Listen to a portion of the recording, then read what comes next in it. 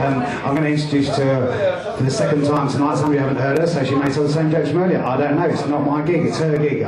Ladies and gentlemen, please, a round of applause for Dory! Oh, come on, make more noise for me!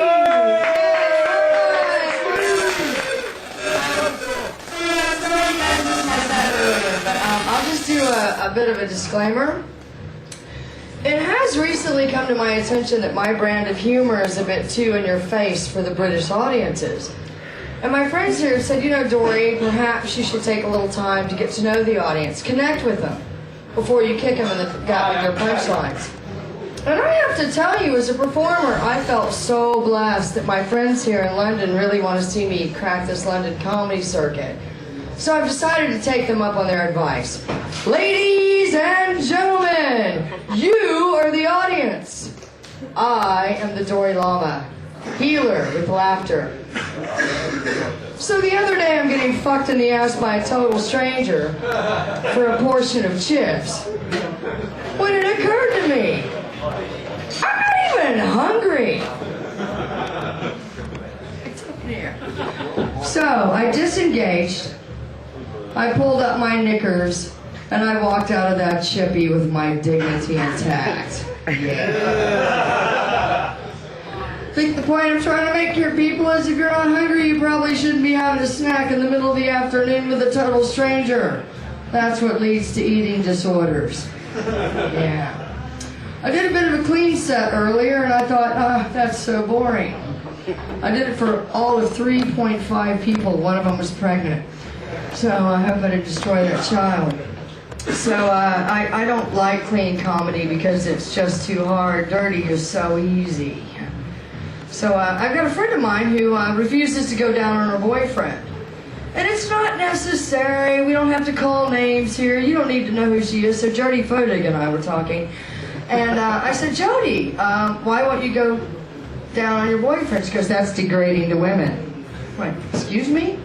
Oh yeah, that's degrading to women. I'm like, excuse me, young lady, but anytime you take a man that outweighs you by 85 pounds, you turn him into slobbering, moaning, groaning, submissive flesh, shoving his own thumb up his ass and giving you a credit card, that's not degrading, that's power. Kiss the spare parts, ladies. So where are my smokers? By applause? Hey. A lively bunch for smoking. I smoke. Yeah. So, I think everybody has at least one thing about themselves they hate. For me, it's the fact of a smoker. Dirty, filthy, disgusting, nasty, foul habit. Tried everything to quit. And to make matters worse, I always fall in love with non-smokers. Well, because that's a guy who can snorkel. But I actually had a boyfriend that was going to help me overcome my nicotine addiction, and this was his brilliant advice. I tell you what, Dory, next time you're craving a cigarette, why don't you just kiss Daddy where it counts? Hey, honey, I smoke a pack a day. There's a pretty good chance I'm going to kill you. That's an awful lot of fluid and protein to lose in one afternoon, cowboy. Yeah, every man wants a highly sexed female until they get one. Halfway through day one, all I said was I sure could go for a cigarette right now. The man jumped up, backed out of the room, holding his crotch. He was whimpering.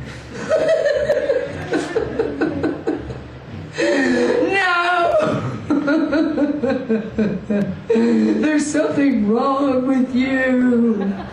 You only want me for my penis. Think fast, he has a job in a car. No, honey, I love you for your character, your wit, your mind, the individual that you are. Besides, you have 8 fingers, 2 thumbs, and a tongue. What does my nicotine addiction have to do with your cock? Break it out now! And so I'm single.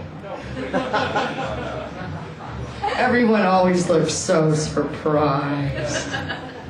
But I've recently been released from the institution of marriage.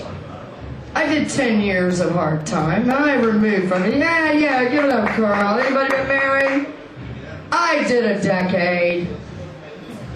Not bitter, educated, Like, I learned a lot about it, and I feel it's my obligation to share with other people what you get out of marriage.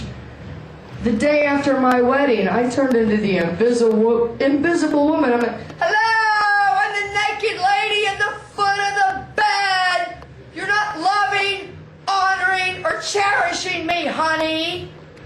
So I got a shower massage. Oh, yeah. Did you have the advertisement here in England? Why just turn on the water when the water can turn you on? Pulsating, vibrating, handheld, pressurized shower head. That was a no-brainer for me, as I had been sitting in hot tubs backwards for years. My husband would come home and say, kiss me on the cheek, and then chase our 12-pound mutt oboe around the house going, Daddy's gonna get you. Daddy's gonna get you. A dog. He chased the dog around the house screaming, Daddy's gonna get you. I took a shower.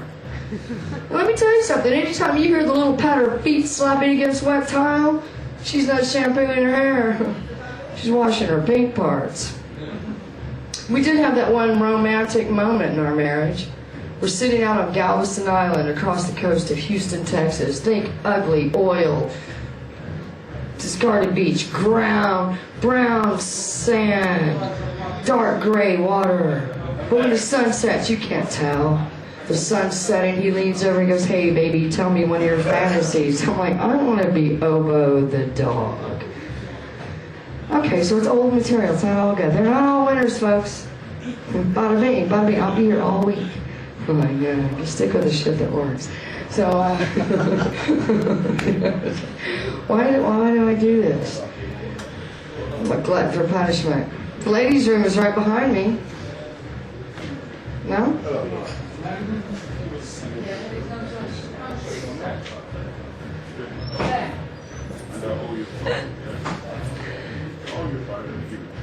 I don't know, I was just gonna see how long I can stand here. They haven't missed a beat, have they? You know, they don't even know I'm here. They're just like, you know, they're just sweating. It's nasty in there. It could be like, wow, slithery, wet sweat and drummers everywhere. So when am I going to close on? Are you going to bring somebody else up? Yeah. We got more music. We got more music? Oh, God, I got to tell a joke. Okay, so I'm going to give you just a little bit of Titty Bar Metaphysics, which is a book I'm writing. And it's a spiritual comedy. And I figured if I ever published it in the form of a book, if it said Titty Bar in the title, men would buy it. And if it said Metaphysics in the title, women would buy it. Now I just have to capture the gay and lesbian audience. And so I used to be a fag hag. Then I got on this great diet and exercise program and lost about 100 pounds. So now I've just got a bunch of gay friends that I really don't need. Anyway. So the whole premise behind this book was, I believe that organized religion was created by a few men to control the masses using fear, and it was all about ticket sales. And then rock and roll came along, and the church is like, we're losing money, but they're having more fun.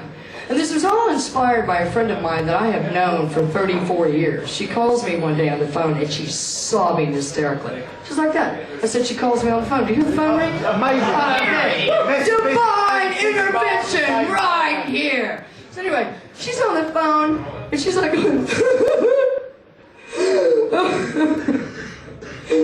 only thing I've ever wanted is a family.